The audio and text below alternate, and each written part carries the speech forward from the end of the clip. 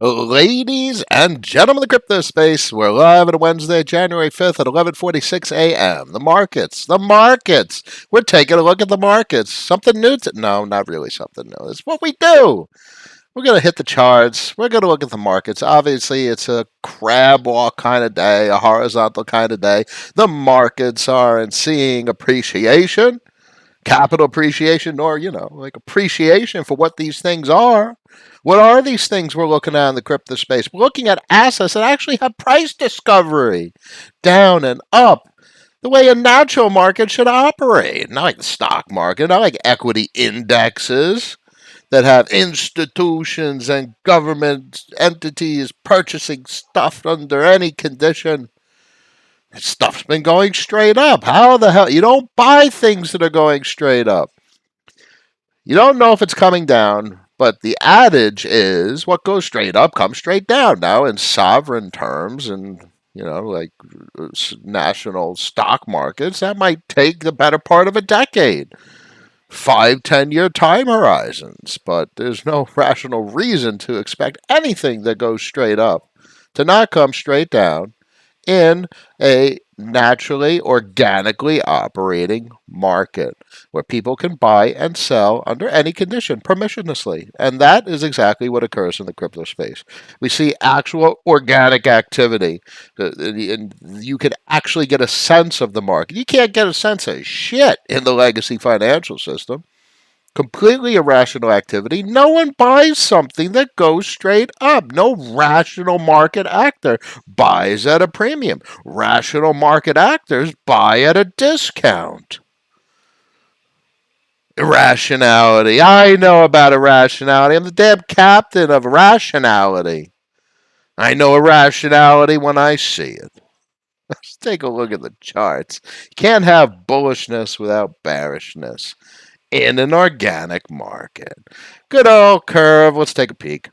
So obviously, the last couple of days, someone who bought it like 6.70, almost $7, like, oh, the market's so bad. Does this look like a bearish chart? The market's so bearish. No, no. You can see significant depreciation without the overall trend and structure of this chart changing from bullishness to bearishness. You literally need to see price collapse. You would need to see a breach below the bottom of the guppies, starting to print gray guppies. Dare we see red guppies? You would need support to flip resistance, and the price action support between here and there is immense. I mean, thus far, we're still above a critical price point, which I would consider the overall breakout price point, which is about $5.70. Any support and strength above 570 is a historic price point, and there we have.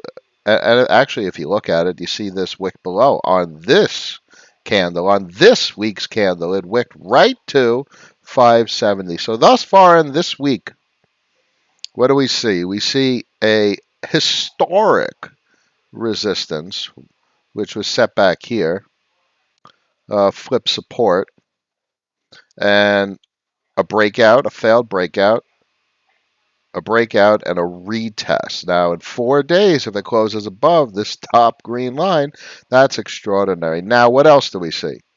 The $4.65 price point, which was set back in April of this year. And arguably, that's the ceiling of the ascending triangle. Because what is this up here? This was irrational price action. It was the hyperinflationary cascade. So this price point that was sent here was tested, failed, tested, failed, tested, failed, tested, failed with a big bearish engulfing candle. This was a big a leverage cascade that drove the price down significantly, over a 50-60% drop in price. If you consider where it ripped to, $6 down to 280, it's a massive decline in price over a 2 week period. But then you see a third breakout, and thus far we have one. Where's the wick? And it wicked down way below that price point. So this is a massive hammer coming off of the previous breakout candle the week before. So we're 3 weeks into a breakout above. Actually, that's quite extraordinary. If you look at the price action, look at that. Is that the wick? Let me clear the guppies for a second. Look at that wick. Look at that wick right to that price point. You guys see that? Ain't that some shit? I can't even draw on the weekly chart. It's just it ends up being a straight line. But you see that wick hit right off of that previous price action resistance. You can't make it up.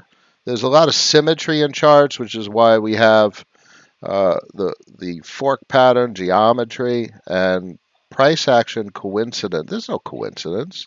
Somebody was watching with large positions, and the large positions, well, the large actors took their positions, which encouraged other persons to take positions, and ultimately drove the price way back up. And thus far, sure, shooting star, and that's a notorious candle for reversion. So maybe we see another week or two of bearishness. It would be nice to see it hold above the 570 price point. But anything above the $4.65 price point is one heck of a couple of weeks. There's just been enormous price appreciation. So it is rational to expect appreciation. You can't have bullishness without bearishness, as I said in the title of the stream.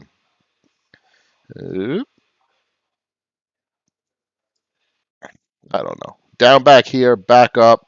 Goes in a million and one different directions. This is just a ridiculous speculation. But the point is, you could fall all the way down to $4.60 and still have a resistance flip support. If this fell down to 465 and it bounced here, like something like this, and it went up, down, double bounce. Looks like cow's udders. Oh goodness! So a double bounce off of a previous resistance flip support after we wicked off of it. Also, so bullish. That's just maximum bullish right there. Can't have bullishness without bearishness. Lots of folks in the stream. We're going to look at the other charts. Rupert's in the house. Killis is in the house. Chilled and Bake. Howdy. Good to see you. It's a pleasure too. Peter D. Top of the morning. Give my dude some thumbs up. 39 people in the stream, 10 likes. We can do better. Stuff is in the house. Earman, good day, friends. Fenor, hi, hi. Ahmed, good morning, Cap. I'm having a good day thus far. Tapsy, moved to a new house in Amsterdam, watching you on the big screen. Ooh, the big screen. Maybe I should do something dramatic.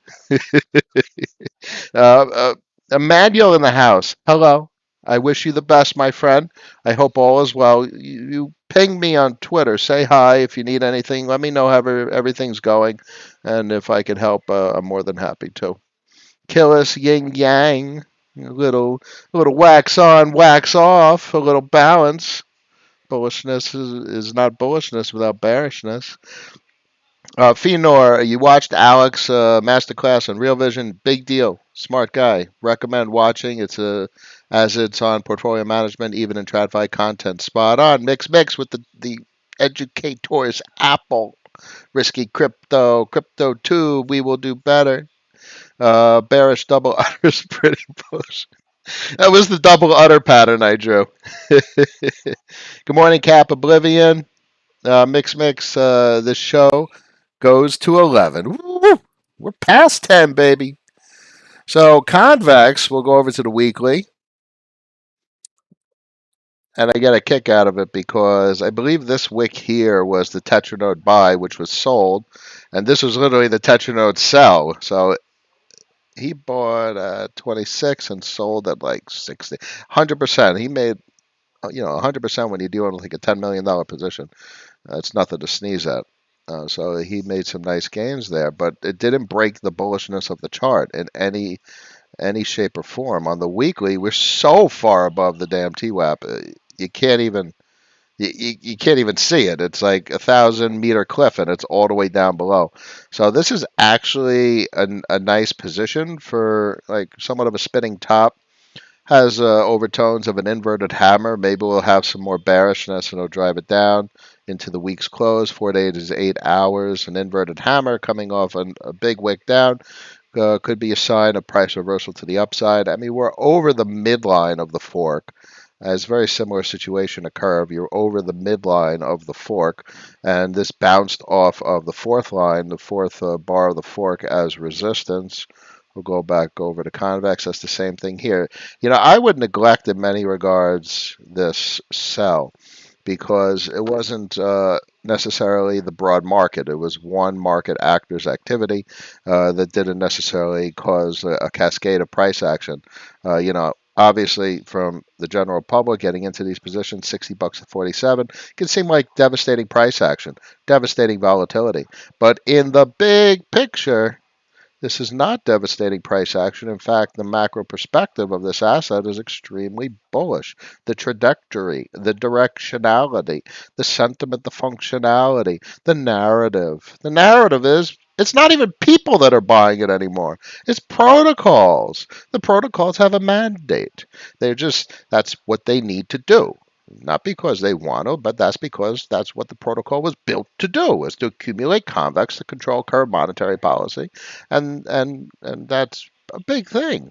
And as convex does what it does, convex absorbs curve from the open market, creating basically a deflationary pressure. You guys know the deal. You know the story about the convex curve relationship. So what's bullish for convex is bullish for curve, so on and so forth. And generally they move in tandem, maybe lockstep. One moves first, then the other one moves. Obviously, as convex rips in price, the yield on CVX CRV goes up, which encourages uh, people to lock the general public, retail actors to lock curve into CVX CRV, which is price appreciative for curve. As the curve price goes up, the yield on CVX CRV goes up. So overall, the entire synergy between the two protocols is price appreciative for the asset of both protocols. HB, best hour of the day for me. You're very welcome. It is for me as well. Thanks for all the Alpha Cap. Listening to you increases my IQ. I hope we can do better. I try to keep rational as best possible. We made a couple mistakes. We always make mistakes. And there's always mistakes to be made, but we're supposed to learn from them. CryptoTube, Fed minutes in a couple hours. That should be interesting, because obviously the Fed talking moves the markets, which is exactly what they say the Fed minutes are not supposed to do, but clearly that's exactly what they do. They do. Milk udders. Oh my, I'm on a roll. Spinal Tap reference, my man, Vior. I don't know what this. I've seen a couple of these the last couple of the streams. It doesn't make any sense. A lot of new protocols are getting a lot of Twitter love. How or what do you look for in new protocols? Vader, Niwa, 100. Yeah, so I don't. But that's because I don't need to go out on the risk curve. I don't need to take these kinds of risks. I have the vast majority of my capital in Curve and Spell at this point, diversified 7 other assets amongst large positions. I don't need to take the risk that much. The largest position I've taken in the last 2 months was a sushi position, and I have cash flow built up from my convex returns, and I'll probably be seeing what Daniel and Andre are up to later this week. They said they're launching something on Phantom, so that's something that is rational to think about. So I don't need to go out on the risk curve. Now, you could say that considering what they're launching is going out on the risk curve, but it's part of such a massive movement. The whole Frog Nation thing is such bullish overtones and bullish community, and people want to participate. So that certainly decreases the risk profile of such a consideration. Mix. Hey, y'all see what's happening over at Pulse Chain and PulseDex? Yeah, it's not really interesting. Let them do what they want to do. I'm happy if it's successful. I don't find it interesting at all. Where can I watch the Alex Investor Masterclass? RealVision.com. It's behind a €300 paywall. Yes, indeed.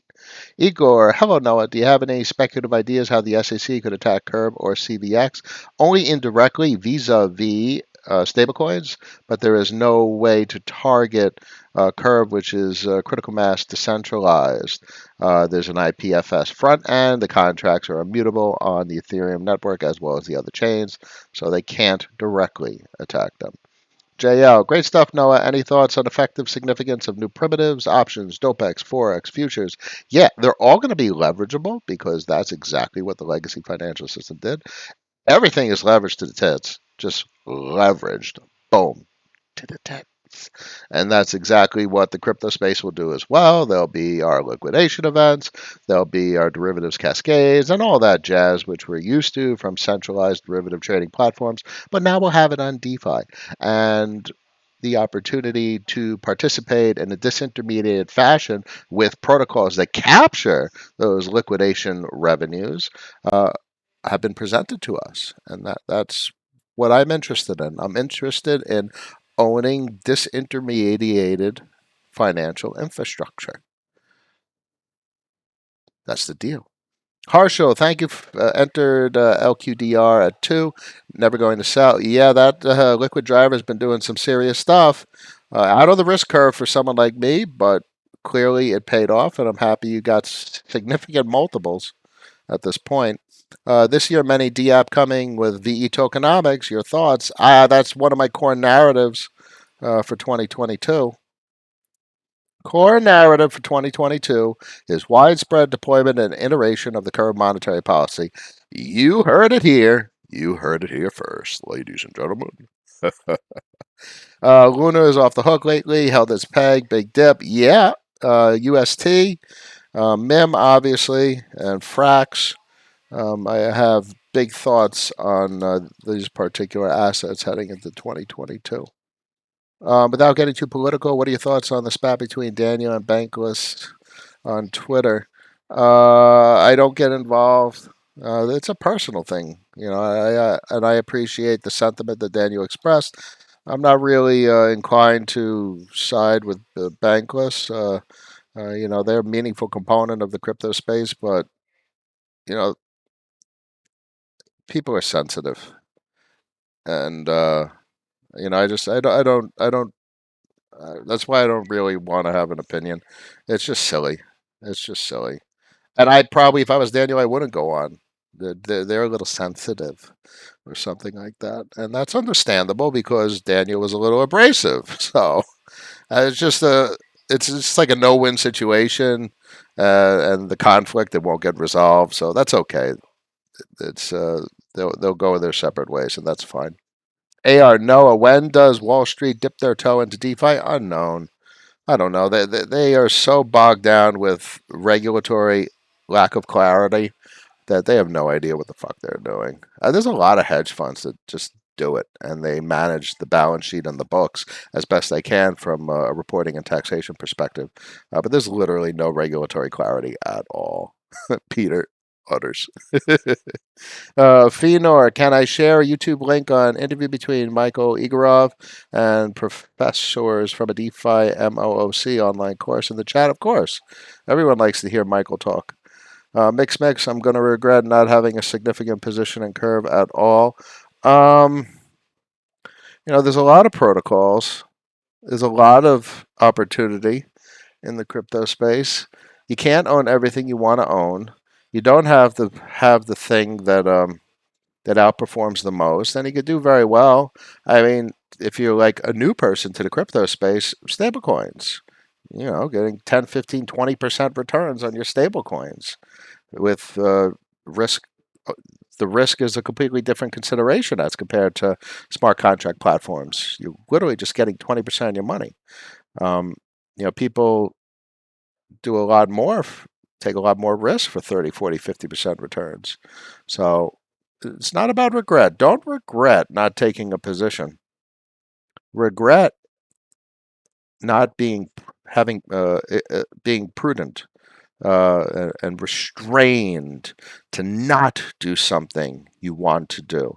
That's the regret. If you're always doing something you want to do, oh, I need to get that. I need to get that. I don't have that. I got to get that. That's a regret, in my opinion. I'm very contrarian in that way. Like the thing that everyone wants to do. Like if there's a massive horde of people that are really super excited about something, I'm going to be like, all right, you guys go play and do what you want to do. And it reminds me of like, Hex pulse chain type stuff. Like you guys go. It's okay. It's okay. You guys do what you want to do. I'm going to let you guys have your fun. I'll be over here. I'm going to play on my playground. And I'm going to stick to my ideology, my framework, my rationale. I don't want to be involved with the thing that everyone is excited about. I don't want to be involved, especially with the thing that the general public is excited about. Particularly market actors that aren't necessarily like technologically inclined, market actors that are very impulsive and subject to their own emotional tendencies. And I don't want to be in a market like that because those are markets that will have very weak market actors and very susceptible to fear. A 10, 15, 20% collapse in price could quickly trigger a 40, 50% cascade in price because the market actors are weak. They're fearful. And fear presents opportunity for the fearless. So I avoid those markets and I rather focus on markets that are difficult to understand, complicated in their implementation, sophisticated with their synergy with other protocols, and have a very comprehensive technical narrative. Anything that's simple is probably something to avoid, in my opinion. Albeit, I guess stablecoins earning yield is pretty damn simple, and that's not something to avoid. But what it has is a massive amount of opportunity cost. Food for thought in that regard. Joe's on sale. Joe is considerable. Joe has a huge amount of momentum. They have reached significant critical mass on Avalanche. They're going to probably be targeted for competition with sushi, the way Daniel and Frog Nation is taking over sushi in many regards. So um, it's not a zero sum game. So Joe has its market share, it has its momentum. Um, it's considerable. I could see it doing well over the next 5 years, and that's what's most pertinent. Time horizon, 5 years. Harshal, have you read about Danny New Time Tokenomics? I have not. I'm interested in what he's doing with Andre later this week.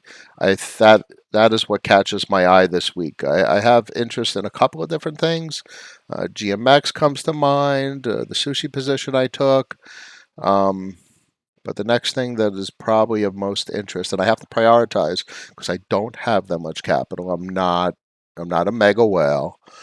So I have a particular amount of capital. You have to balance your books, you have to balance your budget, and I know how much capital I have. I know the position sizes I'm willing to take and what I want to take. And sometimes you don't want a big reason not to take a position is if to take a position, the position size will be too small.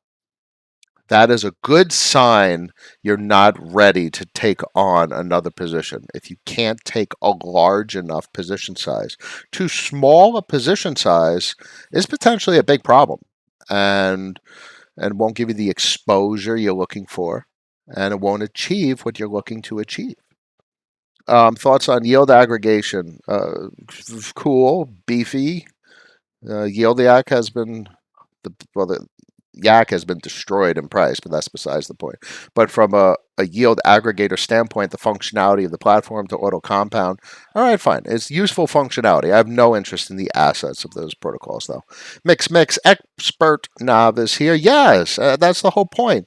I myself am a novice. I'm not a 30-year macro financial veteran. We're all learning, and the whole point of this stream is to talk. The whole point of this stream is to present ideas and to get feedback and to have discussions, which is wonderfully why Discord does what it does. We have incredible discussions on Discord filled with rationality. It's a very interesting topic. So let's take a look. Let's humor it. So Hex has done extremely well. It did get hammered with a 50% retrace. Hex USDT. So let's see how it's holding up. So, it really got hammered. This was just massive irrational exuberance taking it up to the top. Um, so it's not necessarily people that bought down here. Clearly, if you bought at 0.009 cents and you're at 25 cents, you made 25x on your money. You did very well. 25x is nothing to sneeze at. 2,500%. 2,500% is a lot of appreciation. But let's take a look. What I feel for is people that buy up here. that are down 50% on the money currently. They're underwater. And this is bearish. The chart is bearish. It has three big wicks to the upside coming off a bullish rip. So this is highly indicative of a rolling top, a series of lower highs. And this is 3 weeks into lower highs. It's the weekly chart. So you could easily see maybe a break and you find some resistance here, some resistance here. But 3 weeks failing to push a little bit higher and to start printing higher lows gets into that annoying position that Bitcoin is in currently with the rolling top that it's had for the better part of the year.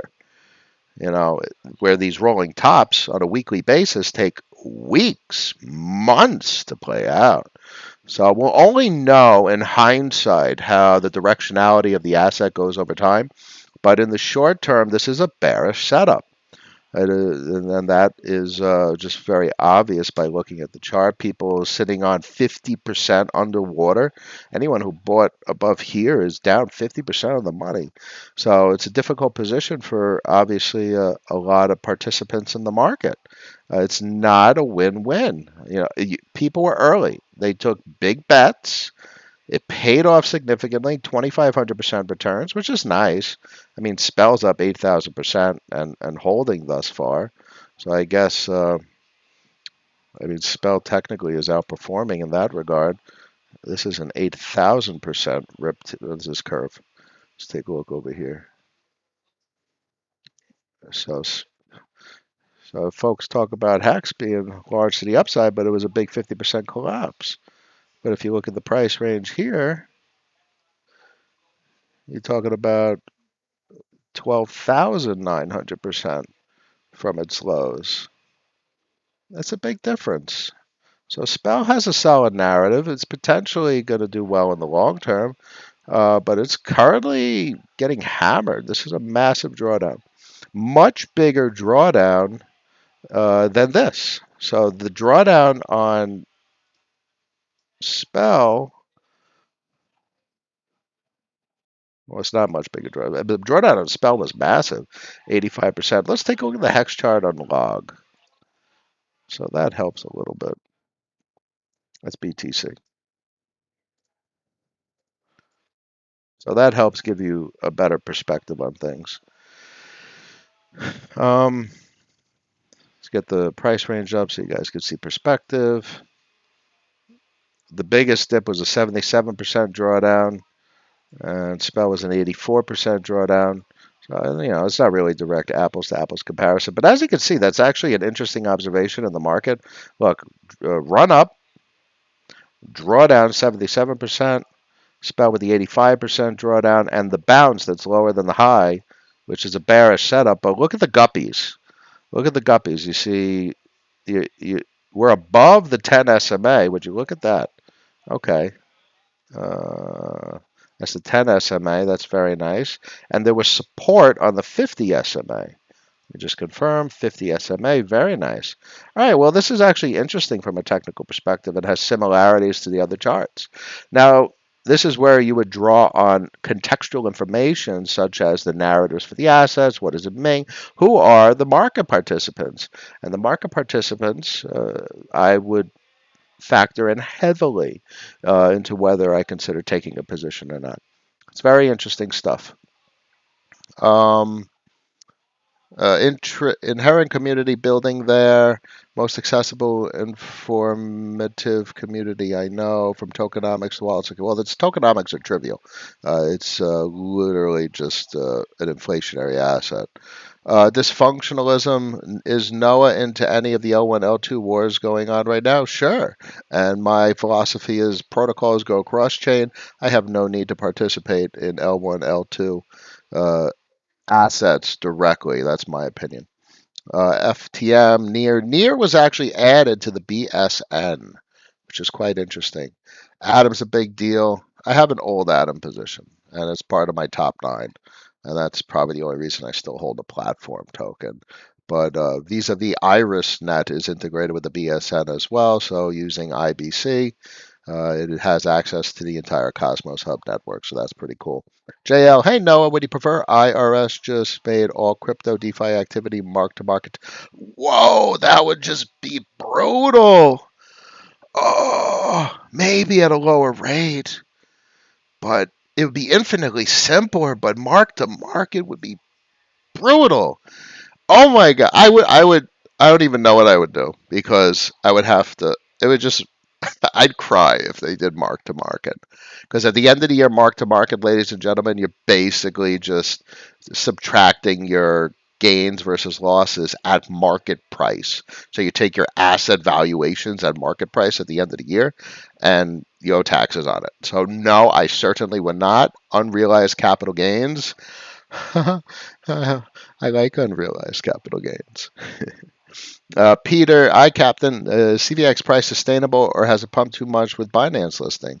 The price is in the fourth channel, as you can see here, third channel, and I think it looks well above the weekly TWAP, well above guppies. It's too early, more newer of an asset, recently born, so to speak, to have substantial moving averages and substantial guppies on the weekly, but it looks strong. It looks like it could push down 43, 42. So this is where you set your entries. Someone like me, I would never sell at this price. I would need to see it fall below the weekly TWAP.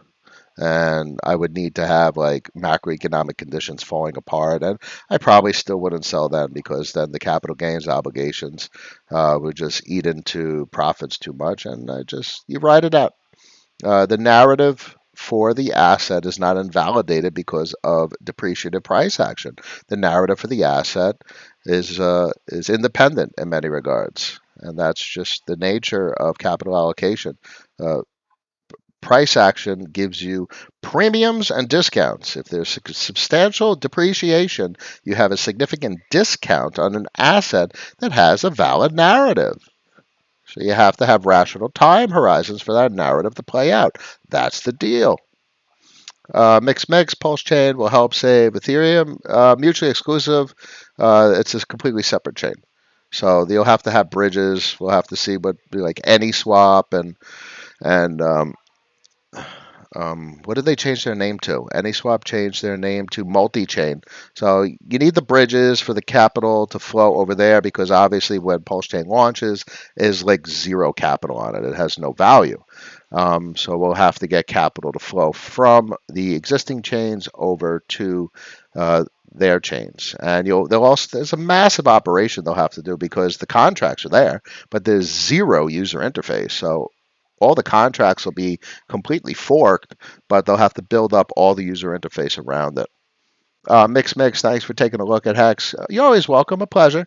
I like to, I like to, you know, the rational. I'm Captain Rational, bro. That's what we got to do around these parts. We talk about narratives, and there's a solid narrative there, and you just have to digest the assets for what they are: a community, a technology, a momentum, a direction. That's it. Be rational. Don't be judgmental, folks. Sam, is there a way to use Curve without paying Ethereum? Not really. Curve is obviously a moderate whale game at this point. And you wouldn't want a curve position. There's no such thing as curve being a good position. CRV is not a good position. You want CVX CRV, and that's where you get your yield from. And I would never talk about trading CRV. I'm not a trader. None of my content is ever geared towards trading. Man, this is a heck of a chart. This is truly a unique chart in the entire crypto space. The cash flow going. So I don't have the best recommendations, and it's hard to talk financial advice. Not because I'm not willing to talk financial advice. I'm very willing to talk financial advice. I have no restraint at all in that regard. Said it's difficult. It's not easy to get off the ground. It's not easy for $1,000, $2,000, $3,000, $4,000, $5,000, $10,000 to turn into $100,000, a half a million, $1 million. The only real way you're going to get that is a 50x or 100x to get multiples, and that means you have to go out on the risk curve. Yield is not going to make a fortune. So if you're going for yield at a lower size portfolio, $5,000, $10,000, you need to think of it not as an asymmetric crypto bet where you're expecting the market to make a half a million, $1 million in a short period of time, not a get rich quick. It's a bank account that doesn't fuck you like the banks. And that's a massive narrative unto itself, if you realize that. And that's the most important thing for folks to realize. I talk a lot about recurring revenue streams, modeling things as a business, yield. And that's something legacy finance doesn't offer, but that also doesn't mean yield is a path to extreme wealth. Um, that's important to draw a fine line there. And obviously, I talk about it the way I do because that's the way I find myself. That's the position I find myself in. And it's a bit of luxury. But it doesn't mean you can't do it with a relatively small portfolio. It just means you have to realize that the primary reason for using stablecoins to get 10, 15, 20% is to unfuck yourself from the bank account, which literally just fucks you. And they take your money and they use your money and they take the profits. So there's a lot of narratives in play. Playing any video games? I play Gods Unchained. I play Mario with the kids, but I'm not really into Switch too much. If I had an Xbox, I'd probably play Call of Duty. I'm a big Zombies fan, but Gods Unchained is kind of the only game I played recently. Got back into HLL after 10 years without playing. Back into what? Half-Life? I don't know what HLL is, my friend, but it's probably good if it's an FPS. Or an MMPORG. Yeah. What do you use for cash flow in life? What is meaningful to you? I work. I'm a software engineer. I'm an Android developer for 12 years. So I program. That's covers my bills in entirety, and that's my cash flow. Mix. There will be bridges. Capitalism provides. It's offering hand to a struggling Ethereum. Yeah, but that's the thing. It's not fixing Ethereum because you got Phantom, you got Avalanche, you got Arbitrum, you got Syscoin, which is potentially one of the biggest things. One of the biggest things. Syscoin has a transaction, a TPS, that's significantly superior to Ethereum. And NEVM is EVM compliant Syscoin L2 using ZK rollups. And Syscoin is merge mined with Bitcoin. So this could actually attract a large part of the Bitcoin community as a Bitcoin L2 with Ethereum support. So, I've been a Syscoin masternode operator for the better part of 4 years. Um, I mean, there's a strong narrative, very strong narrative. And they've been building for all these years, way before DeFi Summer. They were building in 2016. Syscoin was launched in 2014. So there's something there. And I've had a Syscoin Masternode. I bought it for 7 grand. And last I checked, it was worth like 130. So that's pretty cool. So Syscoin is an EVM compatible smart contract network that runs on Bitcoin, that is secured by Bitcoin. That's what it is. And that's pretty crazy. Um, and Syscoin was just added to AnySwap. So at the AnySwap bridge, yeah, check it out. So Syscoin has got the bridge. That's pretty interesting. Syscoin mainnet was just added. So that's pretty crazy.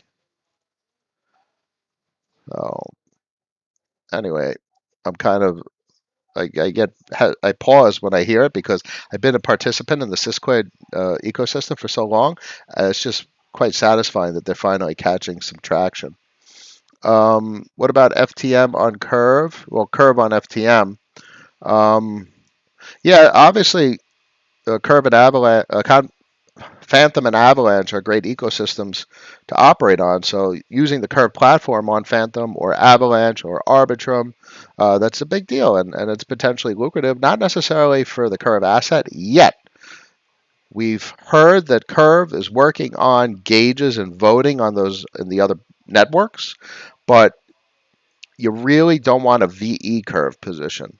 Um, you want to wait for Convex to launch on the other chains on top of Curve on the other chains, because it's the convex derivative, CVXCRV, that's what produces real cash flow, because that taps into the monetary policy of Curve as well as convex. V Curve is not a lucrative position, and that's for mega whales. And the only reason I have it is because I was literally one of the first people to operate on Curve. I remember when Curve broke like $1 million transaction fees, and it was like, holy crap, it's going over 500,000.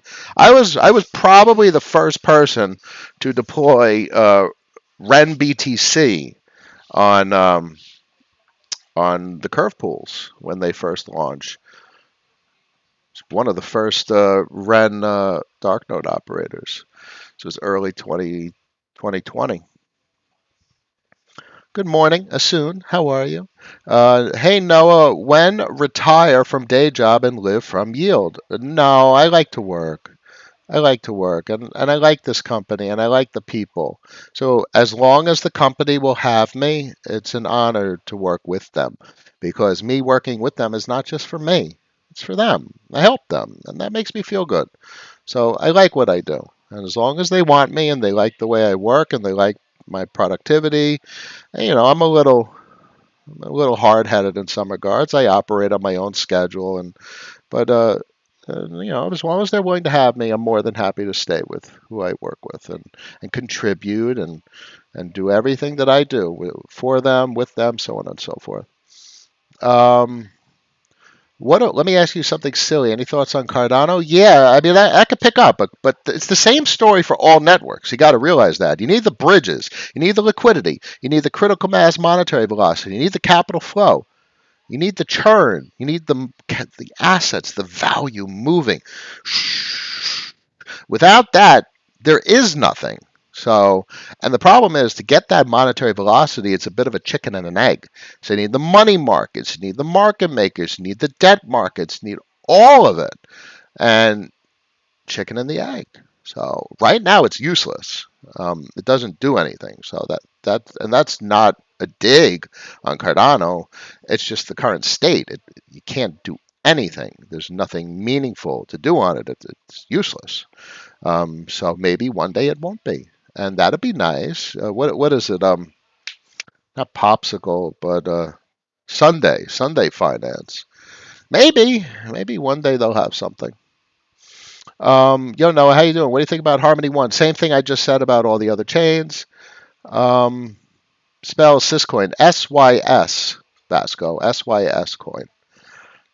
Um, Late to the party, but any thoughts on time being profit sharing with esports potentially big? I have no idea what these boys could come up with, and frankly, the sky's the limit for what those boys can do.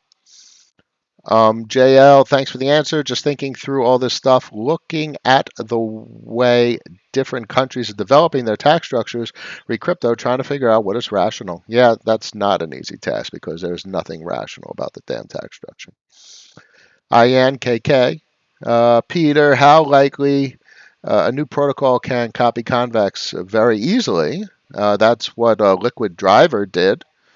Enough capital to buy critical mass of voting rights if possible to take the market share from Convex? No. Convex has momentum, which means they're just gobbling it up. So what you really want is who's consuming Convex, and the biggest owner of Convex is Frax. Go figure. Go figure. Talman, are you getting a time frog? Noah, I am very much leaning to have a position of whatever the hell Andre and Danny are up to. It'll be properly sized, 1%, 1.25%, so on and so forth. That's the deal. I don't mess around. I don't take excessive risk nowadays. And 1% to 10% changes everything. That's the deal. Hola, soy Dora. Hola, Dora. ¿Qué tal? Buen día. Hi, Dora. Roberto. It's a pleasure. Thank you, everyone. Wednesday, January 5th, 12:31 p.m. Thank you, everyone, for joining. Tell everyone to subscribe. After party on Discord. We're going to be on there. That's where we talk. The Discord forum is hot, hot, hot. I'm going to get my Ask Vids going. I caught up on my videos this morning. Lots of content. 305 videos I have up currently. That's crazy. My Ask Vid is catching up to my Twitter, YouTube content. What a massive amount of videos we have. I think we have over 500 videos on YouTube already. And I have over 800. That's a lot of damn content. Oh my. Last questions. How do you feel about Trust TUSD? Decent opinion. I don't have a capacity to give more than that. Opinion on Link, possible pullback. Yeah, there's no face melting pump's going to happen on Link. It doesn't do anything. The platform Link does everything, but Link, the asset, it doesn't have the tokenomics yet. It needs supply disruption, it needs circulating supply disruption. It needs something to consume it and take it out of supply, circulating supply, and it just doesn't have it. I'd have to look at the chart. Maybe some technicals would indicate bullishness, but it's not an asset I would be interested in having. Thank you, everyone, for joining. I already went through the closing captions. I wish you all a good day. I'm going to see you again Friday. You all have a good one now. Peace.